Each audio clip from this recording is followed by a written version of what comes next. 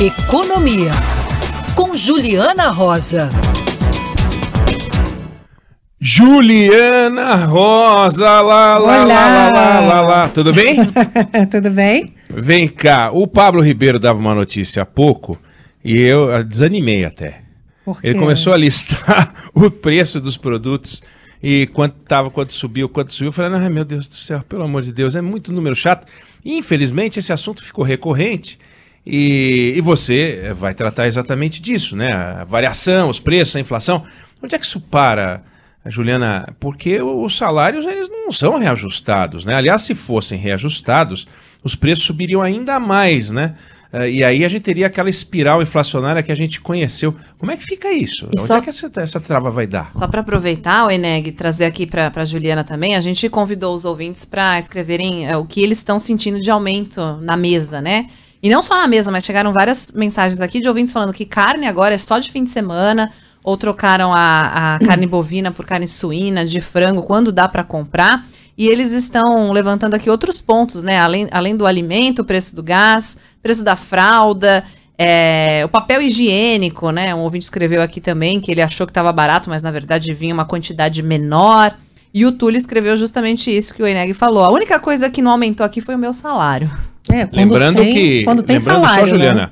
Lembrando só que as pessoas têm essa mania de ir ao banheiro e essa mania também de ter filho, né? Então, se não tiverem filho e se pararem de ir ao banheiro, parte dos problemas vão ser resolvidos, né?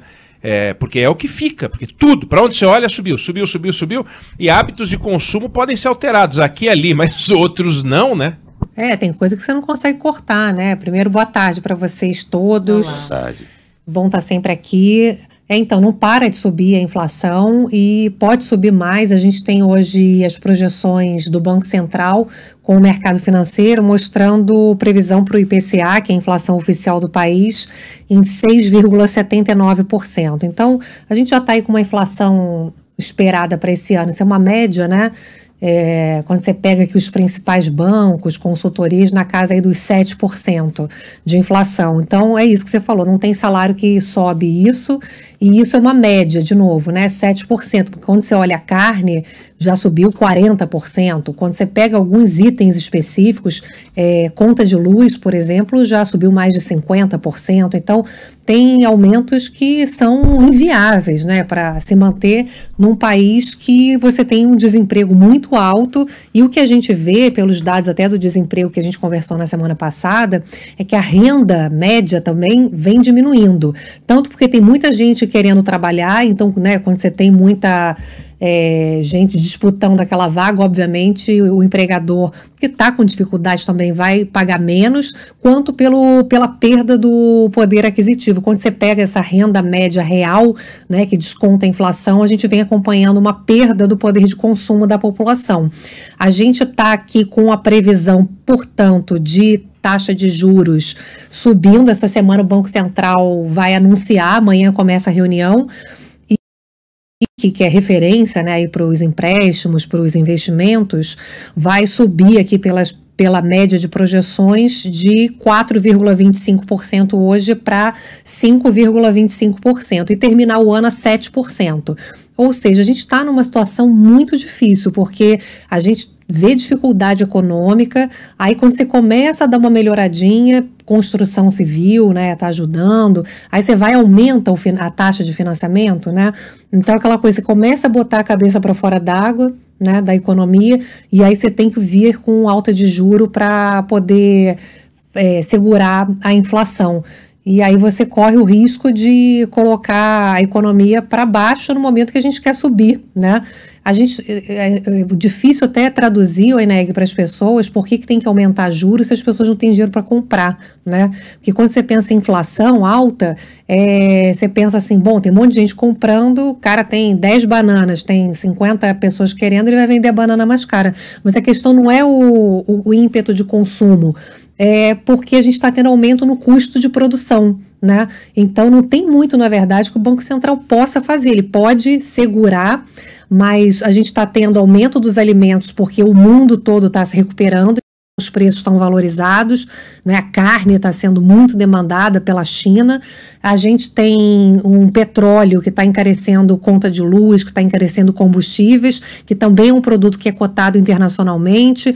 A gente tem minério de ferro, que também tem a ver com reconstrução, né, das economias mundiais, que afeta o custo também aqui no Brasil de aço, que tem a ver com o preço da construção civil, que tem a ver com o custo de produtos industriais, geladeira, fogão. Então e ainda tem uma série de faltas também, né, nas cadeias produtivas, porque vários fornecedores quebraram pelo caminho. Então a gente ainda tem um monte de efeitos da pandemia que está fazendo com que os preços subam. E aí, o que o Banco Central faz? Ele pode mexer nos preços internacionais, né, no movimento de recuperação mundial? Não pode. Então, a única coisa que ele pode fazer é tentar aumentar um pouco o juro, mas a discussão hoje no mercado é essa, mas não muito, porque senão você joga a água da banheira com a criança junto, né? Você tem que jogar a água da banheira, mas você tem que ter o cuidado para não jogar a criança junto e derrubar a economia mais ainda. Então, a gente está realmente numa situação difícil, e a discussão mundial é essa, né, Weneg? Porque os Estados Unidos falam assim, não, é passageira, né, essa inflação, daqui a pouco as economias se ajustam e os preços vão se normalizando. Mas economia não é a inflação não é uma coisa fácil de normalizar. É que nem, eu ouço muito dos economistas que inflação é que nem pasta de dente, né? Quando você aperta e sai a pasta para você botar no tubo de novo, você não consegue, né? Porque o negócio vai se desdobrando, né? Aí aumenta um negócio para você e você cobra mais caro do outro, aí o outro cobra mais caro do outro. Então, e a nossa economia é muito indexada, né? Então, você começa a ter aumento de custo, né? Aí você cobra o seu aluguel mais caro, você cobra a escola mais caro, o plano de saúde. Quando você vê, o negócio se espalhou, né? E a inflação tem uma característica que eu queria que você comentasse. Ela é causa de aumentos, evidente, mas ela também é uma consequência, ela é o sintoma de uma doença. Tem algo que origina a inflação. A inflação não é algo que surge do nada. Ah, eu estou a fim de aumentar o preço da batata. Não é assim que funciona. É uma perversidade do comerciante, uma malandragem do produtor. Não é assim. Tanto que toda vez que tentou no Brasil, e não foram poucas as vezes, criminalizar os produtores, foi um desastre. A gente chegou a viver a experiência aqui da Polícia Federal e a prender boi na fazenda para poder garantir o congelamento de preço. É patético. Aliás, tem projetos no Congresso Nacional tramitando propondo o congelamento de preços. Ou seja, você está com febre, eles querem que o seu termômetro só vá até 36,4. Mas e o resto? O resto viria na forma de ágio, que é a maneira, né, marota de praticar a inflação. Eu queria que você explicasse um pouquinho sobre o que é essa doença, para as pessoas entenderem. Não é algo que você simplesmente fala estátua e para com a inflação, né? Não é simples assim. Não, eu acho interessante isso que você falou, Eneg, porque eu ouço muito também no meio econômico que existem para problemas complexos soluções simples e erradas, né? Porque todo mundo quer palpitar em economia, né?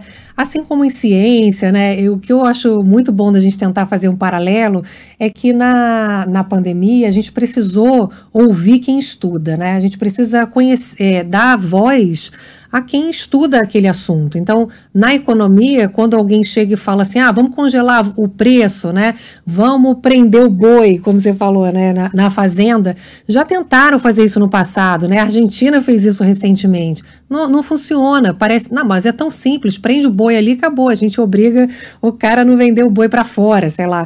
Não é assim que funciona. Na prática, depois vira uma hiperinflação gigantesca. Então, o que eu acho muito, muito bom da gente refletir é que a gente precisa ouvir aquelas pessoas que estudam economia. Economia é uma ciência como qualquer outra. Então, o que a gente precisa é fazer o dever de casa para que esse dólar baixe, para que a gente tome decisões de políticas públicas nesse momento para proteger os mais pobres. Então, por exemplo, o mercado financeiro agora está tendo um dia positivo e tal, mas é porque eles estão fazendo uns ajustes, porque sexta-feira caiu muito e tal, porque a gente continua com um risco enorme de ter mais inflação, na verdade, de ter juro bombando, de ter dólar subindo mais ainda, porque o ministro Paulo Guedes, na sexta-feira, além das bobagens que ele falou sobre o IBGE, que a gente trouxe aqui, né, desacreditando a pesquisa de emprego do IBGE, ele ainda falou umas duas bobagens, né, Weneg? Ele falou que o Bolsa Família, que é muito importante de ser aumentado para proteger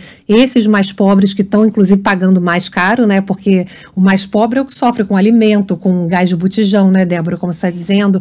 O mais pobre precisa ser protegido, porque ele não tem estratégia ele não tem para onde correr, né? Quem é classe média, você corta ali o iogurte, sei lá, né? E você troca de carne, o mais pobre já está no osso. Então vai ter que ter aumento de Bolsa Família, obviamente. Mas o que o Paulo Guedes falou? Com a pressão política para ano eleitoral, eles estão querendo tirar o Bolsa Família do orçamento para colocar no orçamento um monte de pressão política para fazer obra, para aumentar salários, né, de categorias que sempre conseguem se beneficiar. Então, qual foi a mensagem que eles deram ali? E tem a dos precatórios também, né, que ele falou assim, não, a gente vai tentar negociar para não pagar os precatórios. Precatórios alguém entra na justiça contra o governo, ganha a ação e o governo fala, devo, não nego, pago quando puder, né? É um calote disfarçado. Então, tá uma confusão no mercado financeiro, nas expectativas econômicas, porque no fundo, quando você fala que você não tem responsabilidade com as contas públicas, você faz o dólar subir. Dólar alto é mais pressão no combustível, no alimento, na conta de luz. Então, Eneg, é uma reflexão que a gente deixa para o Congresso Nacional. Estava conversando agora com o deputado Marcelo Ramos, ele falou assim, Juliana, eu acho realmente que o Congresso perdeu a noção do perigo. Assim, ele está dizendo que isso está ganhando força lá, você aprovar essas medidas de precatório, tudo que pode fazer o dólar subir, mas ainda por interesse deles próprios, né? Aí eu falei para ele, mas o seu Congresso quer gastar mais. E ele falou, pois é, o meu Congresso quer gastar mais, as pessoas enlouqueceram. Bom, tem pessoas como ele que estão fazendo um discurso, né, de proteção econômica, mas a gente sabe que a maioria está fazendo uma pressão para gastar, né? Isso é uma doença. Bom, Economia com Juliana Rosa, que volta a conversar com a gente amanhã. Valeu, Juliana. Valeu. Obrigado. Beijo. Até amanhã.